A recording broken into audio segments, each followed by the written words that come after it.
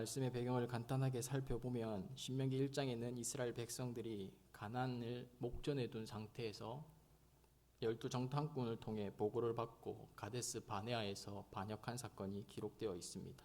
이로 말미암아 하나님은 진노하셨습니다. 그리고 출애굽 1세대 이스라엘 백성들은 가나안 땅에 들어갈 수 없을 것이라 말씀하십니다.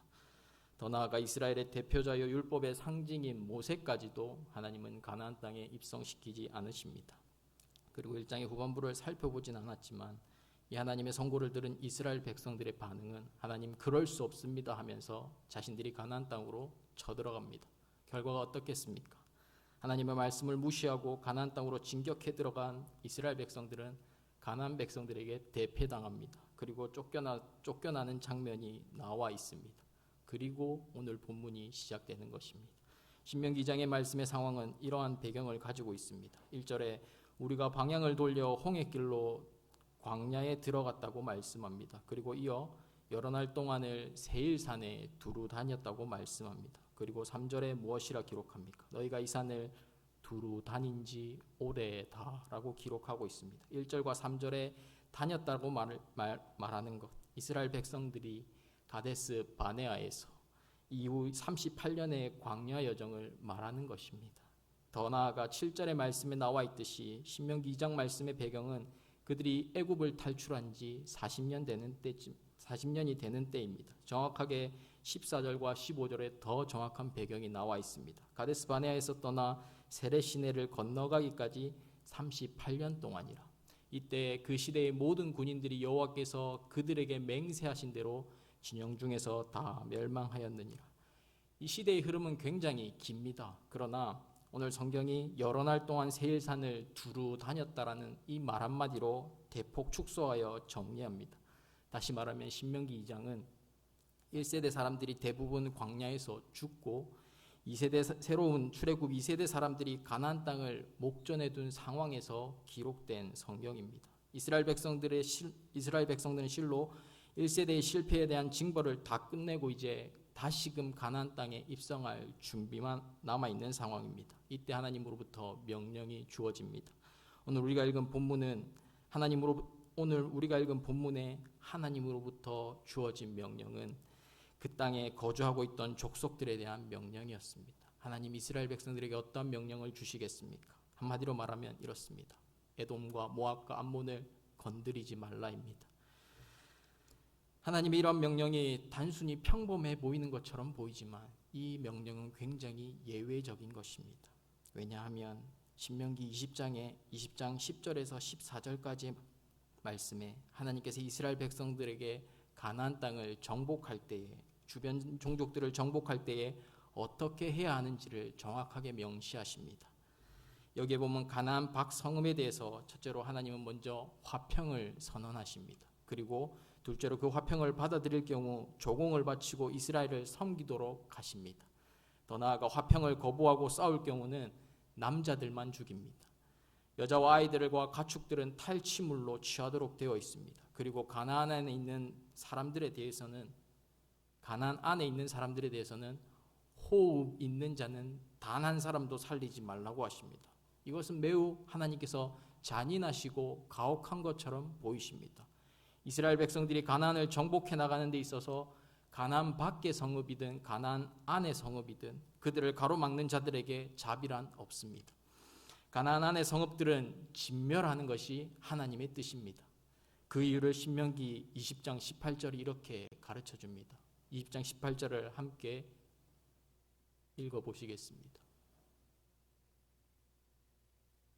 안 나와 있습니까? 제가 읽겠습니다. 신명기 20장 18절은 이렇게 기록합니다. 이는 그들이 그 신들에게 행하는 모든 가증한 일로 너희에게 가르쳐 본받게 하여 너희로 너희의 하나님 여호와께 범죄할까 함이라.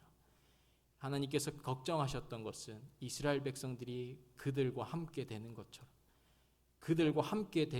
그들처럼 될까 봐 그들을 진멸하라 말씀하십니다. 그런데 오늘 본문에서 만나게 되는 에돔과 모압과 암몬에 대한 하나님의 명령은 이러한 사실들과 매우 다릅니다.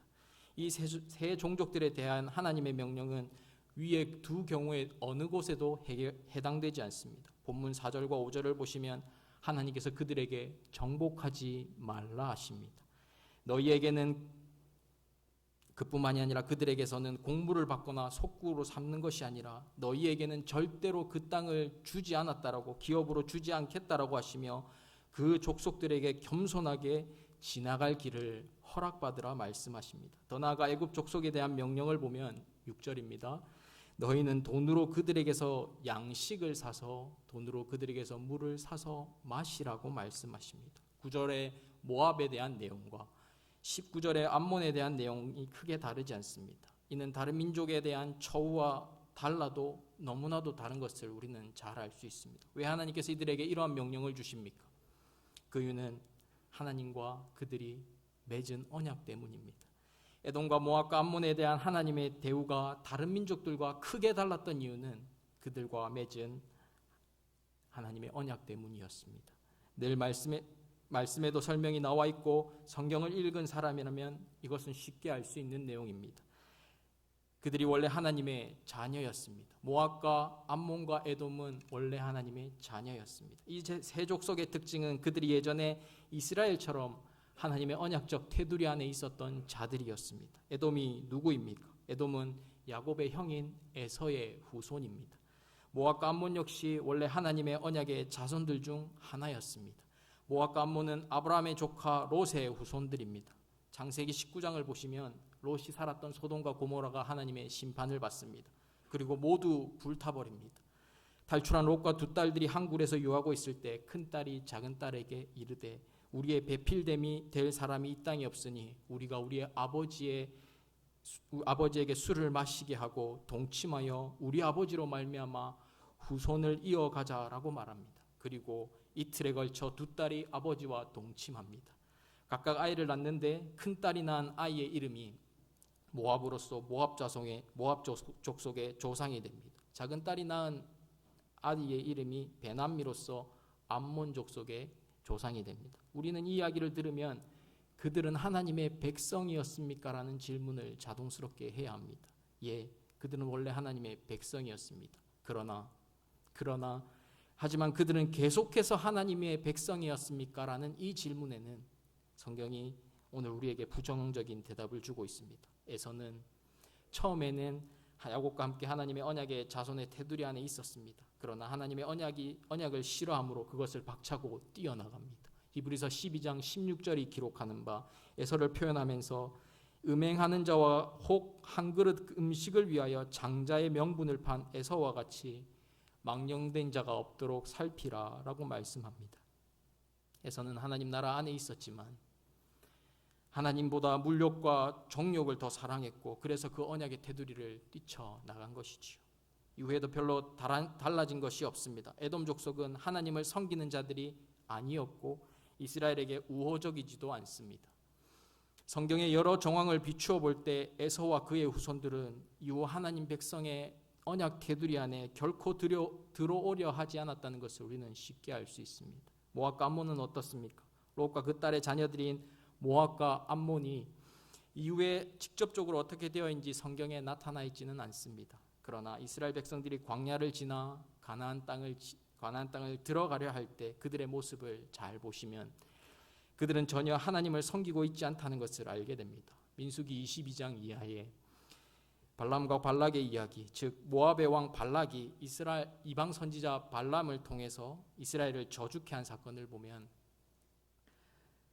그들이 하나님이 아닌 딴 신을 섬겼을 뿐 아니라 이스라엘 향해서 굉장히 적대감을 가지고 있다는 것을 우리는 쉽게 찾아볼 수 있습니다. 하나님께서 발람의 혀를 돌이키셔서 이스라엘 백성들을 오히려 축복해 하셨음에도 불구하고 민수기 25장 1절이 기록하는 바 이스라엘이 시딤에 머물러 있더니 그 백성이 모압 여자들과 음행하기를 시작하니라 라고 기록합니다.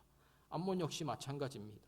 암몬 역시 가나안 땅으로 들어갈 때에 이스라엘을 괴롭혔습니다. 암몬에 대한 유명한 것이 어떤 것이 있습니까? 사사 입다의 시대 이스라엘 주된 대적이 암몬이었습니다. 그리고 사울 시대의 주된 대적 또한 암몬이었다는 것을 성도님들이 잘 알고 계십니다. 즉 이 에돔과 모압과 암몬이라는 족속은 처음에는 그들의 조상들은 하나님의 자녀였을지는 몰라도 지금은 전혀 하나님과 다른 하나님과 상관없는 삶을 살고 있는 족속입니다.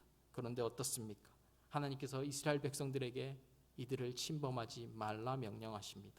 그리고 그들의 땅을 그들에게 기업으로 주신 것이므로 그 땅을 정복하지도 말라 하십니다. 이를 한마디로 표현하자면 오늘 설교의 제목인 홀로 언약을 지키시는 하나님이다 라고 말할 수 있습니다. 잘 생각해 보십시오. 원래 언약의 복이란 언약 안에 있을 때만 주어지는 것입니다. 하나님께서 언약의 복으로 어떤 땅을 허락하셨다면 이것은 그 사람이 신실하게 그 언약 안에 있을 때에만 주어지는 것이고 허락되는 것입니다. 사람이 그 언약을 파기했다면 당연히 그 언약의 복 역시도 소멸되어야 하는 것이 마땅합니다. 그러나 지금 하나님과 에돔, 모압 사이의 언약은 이미 에돔과 모압과 암몬 족속들은 하나님과의 언약을 파기한 상황입니다. 그들에게 베풀어지기로 약속하셨던 하나님의 사랑은 그들이 하나님을 떠났을 때 이미 그 효력을 상실했으며 그들에게 주어지기로 약속된 그 땅도 마땅히 그 권리가 소멸된 것입니다. 하지만 그래서 이스라엘 백성들은 그 땅을 사실은 정복했어야만 했습니다.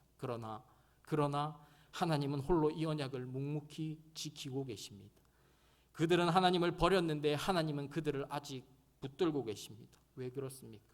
여기에 하나님의 언약과 일반적인 약속에 다른 점이 있습니다. 하나님의 언약이 이익을 목적으로 이것을 행하는 것이라면 하나님께서 사람들과 언약을 맺으실 때 우리가 단순히 부동산 계약을 하면서 자기의 이익을 위해서만 하는 것이 자기의 이익을 위해서 하는 것이라면 하나님의 언약은 마땅히 이전 사람들과 같아야 합니다. 그러나 하나님 입장에서 손해볼 것 같으면 처음부터 인간이 그것을 파기했을 때 그 언약은 효력이 발생하면 안 되는 것이었습니다. 그리고 그것을 소멸시켜버리고 끝내면 되는 것이었습니다. 하지만 하나님께서 우리에게 내미신 언약의 발은 관계적인 것입니다. 단순히 이익이 아닙니다. 즉 하나님 편에서 그 언약을 통해서 이익 얻기 때문에 우리가 주고받는 관계로 언약을 체결한 것이 아니라 우리가 당신의 백성이기에 우리를 양자로 불러주신 분이시기에 하나님의 자비와 은혜와 사랑이라는 도구를 가지고 우리와 언약을 체결하신 것입니다. 하나님과의 언약은 기브 앤 테이크가 아닙니다. 신앙은 결코 기브 앤 테이크가 아닙니다. 내가 하나님께 이만큼 드렸으니 하나님 나에게 이만큼 주십시오가 결코 되어서는 안 됩니다. 만약 이것이 주고받는 관계였다면 우리는 진작에 하나님의 공의 앞에 하나님의 정의 앞에 박살이 나도 수십 번 수백 번 박살나야 했을 것입니다. 하지만 하나님께서 우리를 당신의 백성으로 선택하셨고 양자 삼으셨고 교회로 부르셨습니다. 그리고 그 언약적 징벌을 행하려 하실 때마다 하나님께서 아버지의 사랑으로 진노하시는 팔을 붙드시는 것입니다. 그러므로 하나님께서 언약을 파기한 우리를 죽이시고 소멸시키지 아니하시고 오히려 우리를 살리시기 위하여 자신의 하나뿐인 독생자를 우리에게 보내어 주셨지 않습니까? 티끌보다 못한 우리, 시편의 기자의 고백처럼 사람이 무엇이간데 하나님께서 이런 어마어마한 희생을 감수하시고도 언약을 파기한 인간들을 다 쓸어버리시지 아니하시고 자신의 아들에게 무서운 진노를 퍼부으시기까지 우리를 살리려고 하십니까? 결코 우리의 그 어떤 잘남도 아니고 어떠함이 아닙니다. 오직 하나님의 그 크신 사랑과 은혜가 하나님의 백성이라는 이유로 하나님께서 주권적으로 선택하셨다는 그 이유 하나로 우리에게 임하는 것입니다. 이것을 이해할 때 우리는 비로소 오늘 본문에 언약을 배반한 에돔과 모압과 암몬 족속들을 왜 후대하라고 하셨는지가 이해되어집니다. 여기에는 하나님 아버지의 애끓는 부정을 느낄 수 있습니다. 에돔과 모압과 암몬 자손들은 하나님이 싫다하고 하나님이 언약이 싫다여 발로 차버리고 그 언약 테두리 밖으로 뛰쳐나간 자들입니다. 하지만 이들에게 하나님 오늘 본문에 하나님의 심판이 임하지 않습니다. 하나님께서 여전히 이들에게 기회를 주고 계십니다. 회개의 기회, 돌아올 기회를, 다시 하나님의 자녀가 될 기회를 그들에게 주십니다. 그것을 하나님께서 열어놓고 계시는 것입니다. 이렇듯 하나님께서 그들에게는 아직 돌아올 수 있는 기회, 유예기간을 주고 계시는 것입니다. 이것은 비단 오늘 본문에 기록된 이 세 족속들에게만 허락되는 것이 아니라 모든 시대의 사람들, 특별히 이 시대를 살아가는 오늘을 살아가는 우리에게도 적용됩니다. 하나님은 모든 사람들이 구원받기를 원하십니다. 하나님의 자녀가 되기를 원하고 계십니다. 그래서 심판의 때를 늦추고 계신다라고 베드로후서 3장 9절이 기록하는 바, 주의 약속은 어떤 이들이 더디다고 생각하는 것 같이 더딘 것이 아니라 오직 주께서는 너희를 대하여 오래 참으사 아무도 멸망하지 아니하고 다 회개하기에 이르기를 원하시느니라. 아멘. 그러면 언제까지 이 화평이 주어지겠습니까? 하나님의 언약을 배반한 자들도 언제까지 이 평화를 누리게 되겠습니까? 우리는 하나님께서 그들을 아무리 긍휼로 받아주신다 할지라도 그것이 언제까지 계속되지 아니할 것이라는 사실을 기억하셔야 합니다. 여기에 무서운 점이 있습니다. 하나님께서 그 크신 은혜를 베푸셨음에도 불구하고 시간이 흘러가면서 그들이 하나님의 백성 이스라엘에게 행한 행위는 하나님 보시기에 악이었고 하나님의 진노를 불러왔습니다. 하나님의 진노는 결국 하나님의 진노는 그들이 영원히 여호와의 총회에 들어오지 못하게 되는 것이었습니다. 하나님 분명히 오래 참으십니다. 하나님 분명히 돌아올 기회도 주십니다. 그 길을 지금도 열어놓고 계십니다. 그러나 그 기회가 더 이상 허락되지 않았을 때 하나님의 진노가 임하게 된다는 사실을 기억하며 우리가 오늘도 하나님께서 우리에게 회개의 기회를 주실 때 그것을 감사하며 살아가셔야 하는 것입니다. 끝까지 포기하지 않는 그 하나님의 인자와 자비와 은혜를 날마다 깊이 감사하며 하나님 나에게 오늘도 회개하라고 명령하시는군. 하나님 나에게 오늘도 회개하라고 은혜를 베푸시는군요. 라고 감사하며 살아가시는 장전주안교로 부름받은 모든 성도님들 되시기를 바라며 이 시간 함께 찬송하시겠습니다.